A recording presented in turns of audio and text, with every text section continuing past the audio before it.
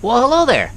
Just a quick explanation of this two-part video. The first part's going to be about the elevated track as you saw in the thumbnail. The second part is going to involve an accessory that I'm going to pull from those boxes in front of my jukebox. That big pile of boxes, that's like a couple months worth of cabin fever for me. And maybe like a summer's worth of cabin fever purchases. And I just can't stop. It's a good problem to have. I'm fortunate that I'm able to do that. But I haven't even seen that stuff in person, but there's a cool accessory that I want to put right in the middle of this loop, and I think it's going to be really cool. Let's get started. Thanks for coming and hanging out in the basement with me today. Well, I had a problem with my overhead track that I recently laid out here. I wanted a second level of stuff. But on part of the layout, I'm running fast track underneath this, and some of the locomotives are real close to hitting, or maybe even hitting with the pantographs all the way down, and that just wasn't working out too good. So I needed a way to raise 25 of these guys enough. And I've used Legos and stuff under it, and that's fine. But now I've got a 3D printer, and I'm slowly learning how to design 3D prints.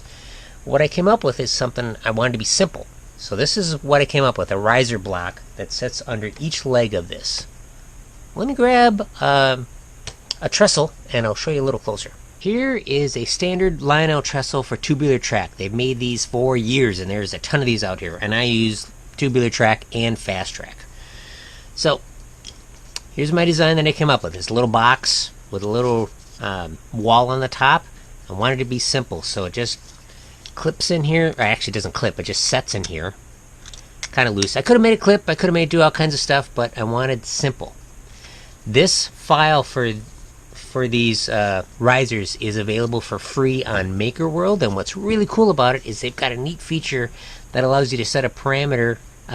You can change parameters without going into a 3D design program.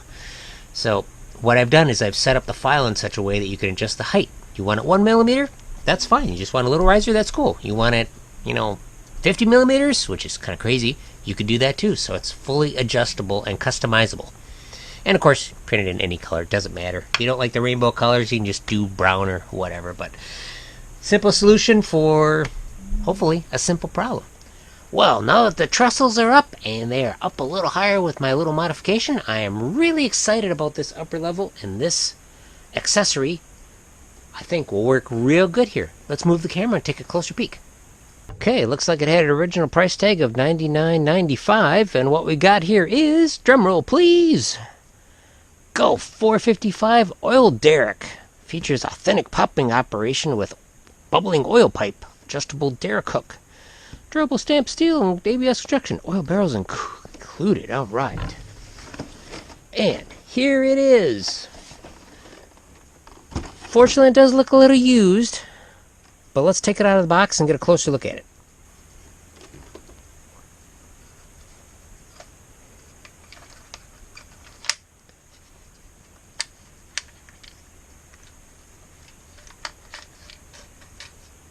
So, good news is we've got a viable bubbling tube here. That looks real nice, not broken or anything. Looks like everything's here. And I'm used to stuff in a little better condition, but I think this will clean up real nice. Let me see what I can do to get this thing cleaned up. And see what we can do here. 455 oil derrick by MTH Trains.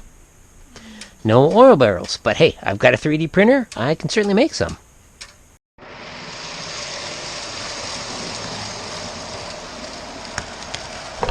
Alright, so I brought this over here to work on it.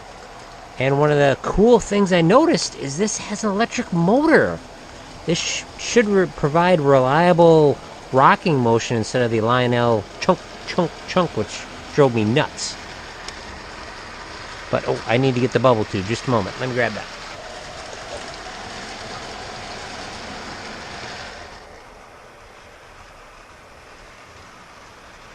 There we go.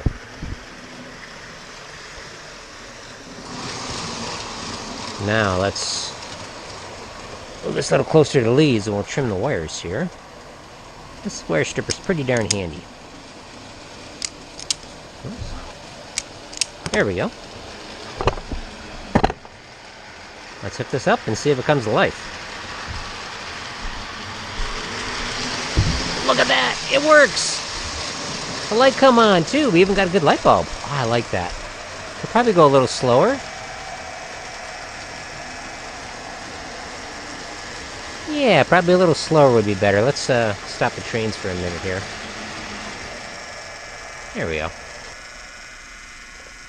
Well, that's not too bad at all. I think this will clean up real good.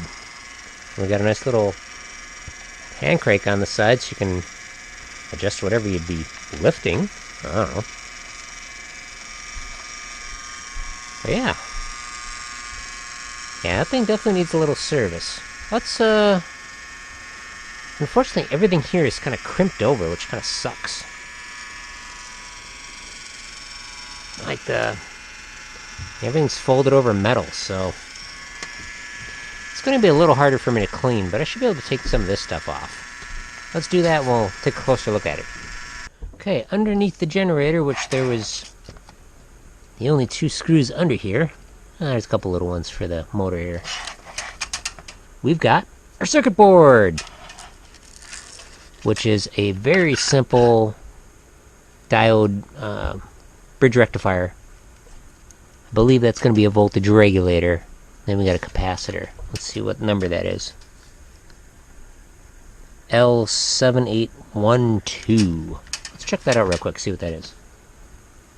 Okay, DigiKey says this is an IC linear 12 volt 1.5 amp fixed voltage regulator. But let's see what else we got here. Alright, so we got a screw there, and screw there. I bet this motor will come up. Let's see what we got underneath here. I don't think this light bulb is going to be regulated voltage. I could be wrong. Alright, these 3 all have to be tied together. So yeah, the bulb is powered by the AC side of things. The motor lead goes over to here, which is... It's nice to got a capacitor on there. Very simple circuit board, which is great. So here's the engine. I think that'll clean up pretty good. It's interesting, it says MTH electric trains, and it's designed off the same mold that the Lionel ones use, I'm sure. Looks real good though. Maybe they made a new mold, but it's built the same way with the generator and stuff. And it's painted too, because this is a slightly darker. Yeah, this has been painted. It's a darker shade of yellow than what the plastic is. Well, that's cool. These look super easy to take off here. Yep. Okay, beautiful. I should pull the light one off. Light wire. Right, it's going to be this guy right here.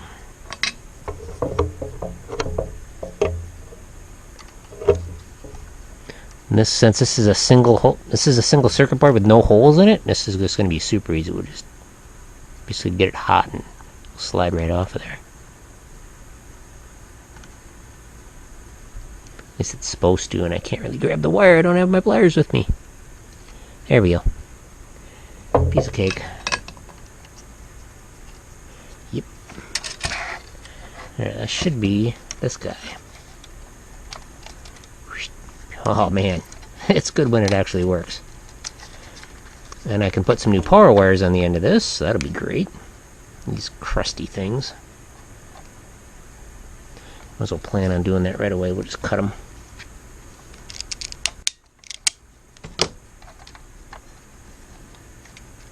The plastic piece we'll reuse.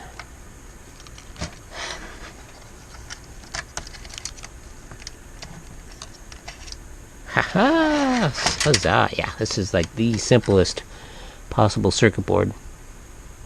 I like it. Okay, new plan. I'm not going to remove this black part here. There's too many folded over pieces and they never look quite right when you put them back on. Not as good as the original. So I pulled out the screws on the bottom and we're going to pull off this guy. Just as this guide pins here, guide rails. And we're probably going to slide this guy out here, hopefully. Yep, good. And then This guy kind of slides out here. I think this pin is fixed in position. Maybe it's glued at the factory or something. Might just be wedged in. I certainly don't want to break it. But, oh, it's got a little rubber band on it. Wow.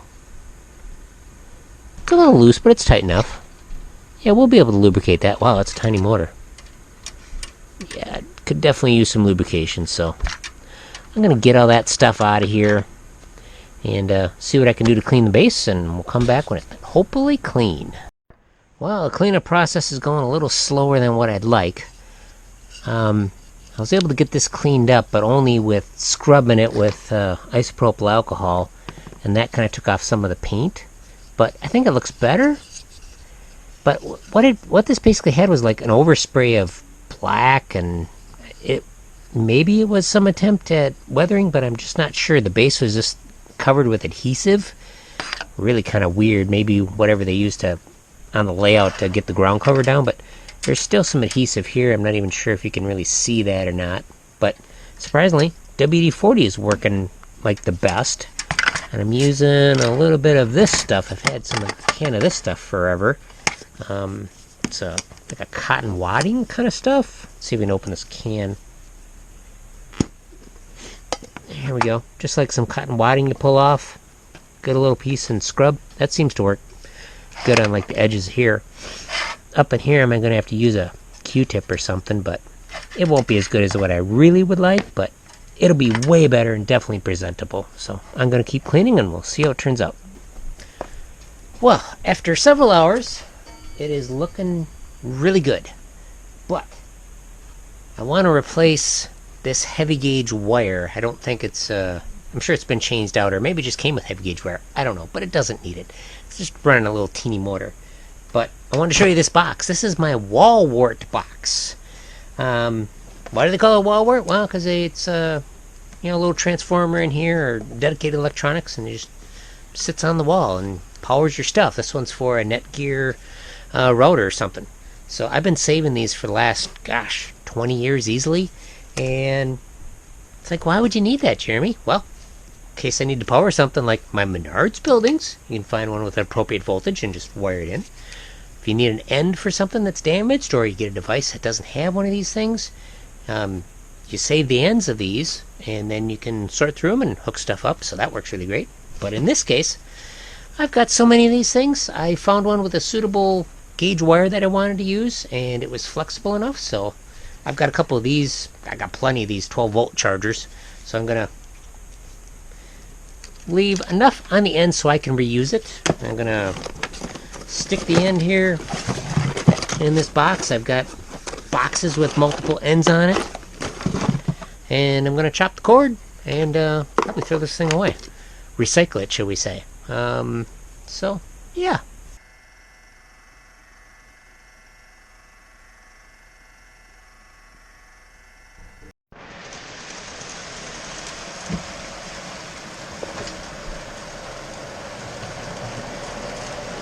Well, several hours of cleaning really paid off. I am very happy with how this looks and how it works. Could have been in a little better condition. I probably shouldn't have bought this one, but at the end of the day, I really enjoyed cleaning it and making it work really good. Future plans are going to be to reduce the voltage to the motor, maybe a different voltage regulator or something. We'll try it out, maybe something adjustable, so that might work. I'm also going to put in a little switch, because while the trains are running, you definitely cannot hear it at all. But sometimes I like to have the layout on with the trains off, and of course, it's a little noisy. Let me know what you think. Initially, I was kind of thinking of painting the tower red or something, but I'll probably just leave it for now. Like I said, I'm really happy with it. Thank you very much for watching. Hope you check out the rest of the catalog. There's a ton of great stuff in the back catalog. Past repairs I've done, that kind of thing. Thank you very much for watching.